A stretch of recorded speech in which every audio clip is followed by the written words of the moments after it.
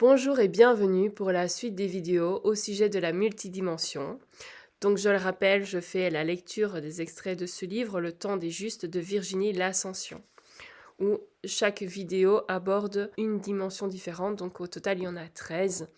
Et je vous invite, si vous arrivez sur cette chaîne pour la première fois, je vous invite à revenir sur la première vidéo et de les suivre les unes après les autres pour mieux appréhender le concept de la multidimension, ou en tout cas de vous familiariser avec les explications de Virginie, voilà, qu'elle transmet dans ce livre. Je vous le conseille fortement. C'est parti pour la 10D. Par ses faits, le passage en dimension 10 lui devient possible.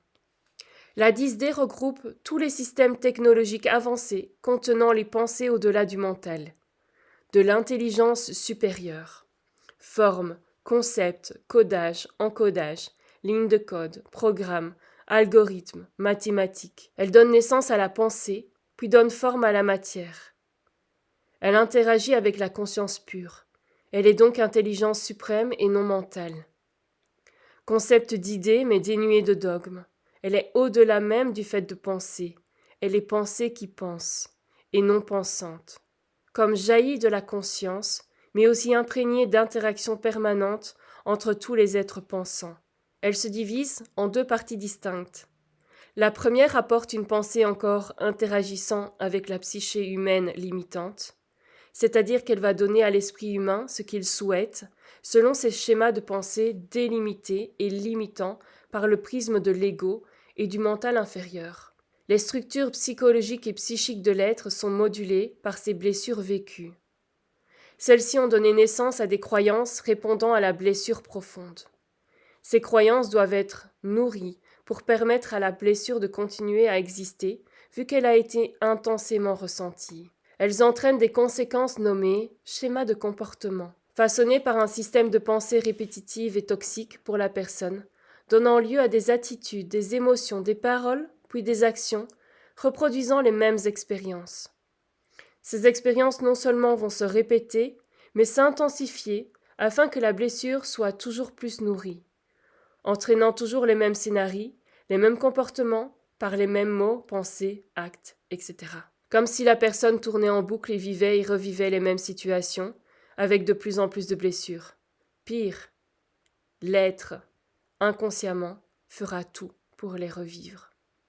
Il ressentira même une impression de déjà-vu, car des rêves prémonitoires peuvent survenir, ou une sensation d'être obligé, soumis à une raison déraisonnable, le biais cognitif.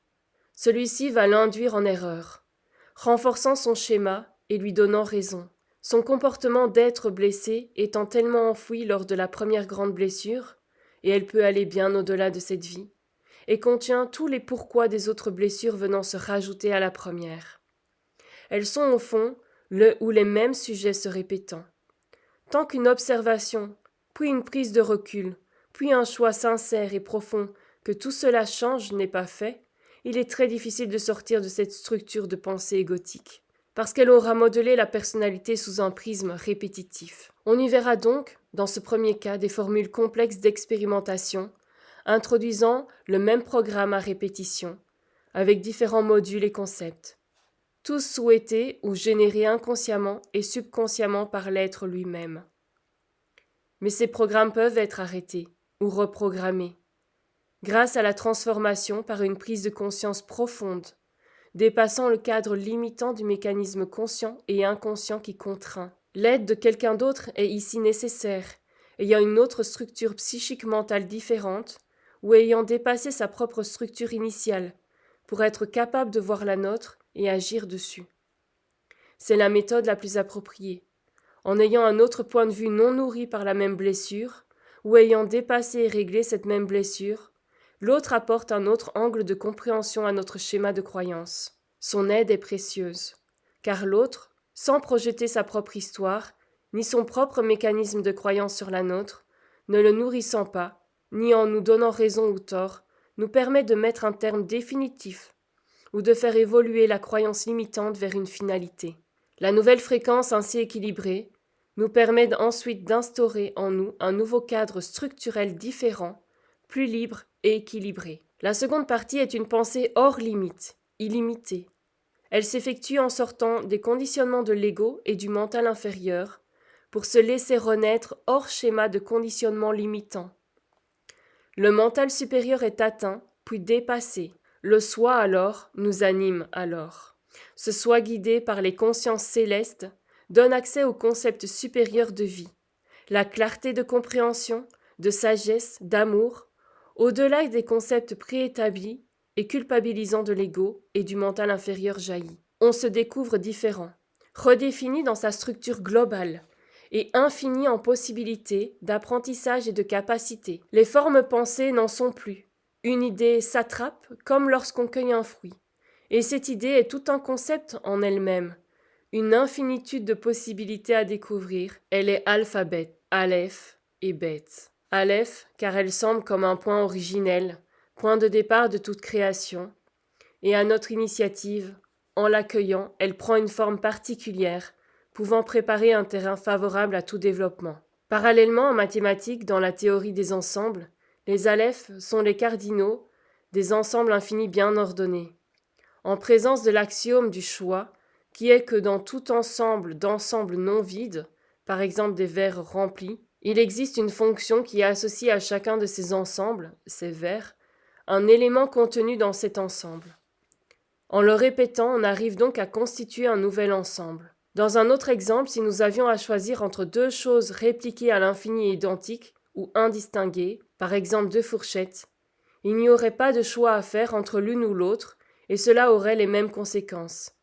À la différence, deux choses distinctes invitent à faire un choix pour savoir quelle est la première à prendre, par laquelle commencer suivant notre besoin. Par exemple, la différence entre une fourchette et un couteau.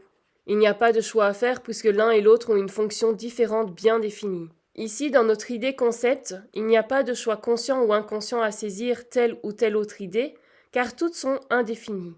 Commencement premier, s'adaptant à ce que nous sommes et non à ce que nous pensons, émettons, voire même souhaitons. Et elle est bête. L'archétype de toutes les demeures, la maison, le temple de Dieu et de l'âme, le réceptacle de la sagesse et des forces de la nature, le prototype de la féminité créatrice par excellence. Par cette lettre, l'univers se met en mouvement. Bête est richesse intérieure acquise par l'esprit pénétrant le mystère, la pensée créatrice. Cette lettre hébraïque a des fonctions grammaticales multiples, parfois prépositions d'accompagnement, à, de lieu, en, d'instrument, par, de temps, lors de, ou de cause, pour. Et dans la Torah, elle en est sa première lettre, Bereshit, au commencement. Pardon pour ma prononciation. Mais un commencement qui implique le deux. Deux étant sa valeur numérique, c'est-à-dire qu'elle octroie à l'autre, aux deux, une interaction avec elle, un partage. Dans notre idée, concept accueillir comme un fruit, elle va nous laisser influer sur son comportement. Nous allons donc interagir avec elle, et elle avec nous. Et pourtant, tout est déjà contenu en elle sans qu'elle ne l'ait prédéfini, tout en la définissant par immédiateté d'interaction avec nous. C'est donc par l'image d'Aleph et de Beth réunies que tout peut découler de cette idée concept et devenir comme un alphabet. Un alphabet est un système d'écriture constitué d'un ensemble de symboles dont chacun représente un phonème d'une langue. Imaginez ici que chaque idée concept soit un alphabet de possibilités, suivant notre non-choix de l'avoir choisi elle, parce que nous sommes, et non parce que nous pensons ou croyons dans notre système global. Aussi par notre interaction agissante sur et avec elle, tout autant qu'elle, sur et avec nous. Vous entrez là dans la 10D, dans le déconditionnement progressif, pourtant encore conditionné, car elle représente toutes les trames des états conditionnés de la 9D, et regroupe tous les systèmes technologiques bien au-delà du mental, en lien avec l'esprit directeur. Dans l'exemple de notre livre en 10D, il n'existe pas sous la forme de livre, mais uniquement fait de codes, de symboles et de programmes d'ascension. Vous y verriez non pas ces lettres et ces espaces, mais des chiffres complexes et des formes géométriques en mouvement constant. Un autre phénomène nommé champ quantique des possibles se trouve à la frontière de la 10D et de la 11D, si je puis le dire ainsi pour plus de clarté. Bien que les dimensions ne soient pas réellement empilées les unes sur les autres, mais en interrelation et communication les unes avec les autres. Il est un espace où tous les possibles existent, sont déjà formés, déjà écrits. absolument tous. Imaginez des lignes innombrables formant une trame complexe. Chaque point sur une ligne peut avoir une connexion avec un autre point sur une autre ligne, suivant le choix ou le non-choix que nous allons suivre. Comme dans un réseau de neurones. Une multitude de possibilités s'offrent à nous. Elles sont déjà toutes préexistantes. Mais seuls les choix que nous allons suivre vont allumer ici et là certains réseaux, qui ensuite deviendront réalité vibratoire, ondes, pour déterminer sur le plan de la matière et devenir une expérience à vivre. Et suivant nos choix pris ou non pris, nos doutes, nos raisons ou déraisons, et ce à chaque émotion, sensation, pensée, acte, nous les créons. Et quand nous combinons tout cela, le pouvoir co-créateur est démultiplié, que nous en ayons conscience ou non. Ainsi, dans le plan supérieur de la 10D, nous accédons à cet état de conscience du champ quantique, où tout est calcul, vibration, lumière unifiée. Le tout est possible et bien là, à portée de cœur, pourvu que nos intentions soient justes. Pourvu que ce soit le cœur qui s'exprime, qui agisse, qui aime, reçoive et donne, qui soit. Dans cet état, nous atteignons plutôt facilement ce champ de conscience supérieur. À ce moment, nous décidons de ce que nous vivons, et pour cela, il faut le devenir, en incarnant notre souhait, en le devenant. Et ainsi nous le vibrons, et comme nous le vibrons, nous attirons les fréquences associées, et nous co-créons avec l'univers et le champ quantique des possibles, ce que nous souhaitons vivre dans la 3D et 4D. Nous sommes acteurs des changements, nous ne subissons plus. Nous sommes acteurs des changements auxquels nous aspirons. Comme nous venons de le voir, en restant dans le juste de toutes choses, en s'efforçant de dépasser nos schémas de comportement et conditionnement pour entrer dans le mental supérieur, le cœur grand ouvert à cette nouvelle conscience, l'accès au champ quantique devient réalisable. Non seulement notre esprit y est connecté, mais nous pouvons regarder comment le champ se présente, comment il fonctionne et interagit avec nous, comment nous créons à chaque instant tout ce que nous nous faisons vivre. Et les différents programmes co-créés se répercutent sur la 10D, puis la 9D et les autres. Ici cependant, une fois atteint ce niveau de 10D, nous pouvons co-créer seulement ce que nous souhaitons, car nous sommes hors conditionnement de souffrance. Le champ quantique se joint à cet alphabet de pensées-concepts et les rend expérimentables dans la trame de l'espace-temps, et ce, sur les différentes dimensions existantes. Et c'est dans la 11D que nous allons trouver un outil avec lequel j'aime œuvrer, les clés quantiques et leur symbolique multidimensionnelle. Elles sont des symboles qui cachent autant qu'ils révèlent, sont des mondes à part entière, de puissantes intelligences et agissent de façon holistique en nous réharmonisant par leurs informations vibratoires. Voilà ce que nous dit Virginie sur la 10D. On se retrouve dans une prochaine vidéo pour parler de la 11D.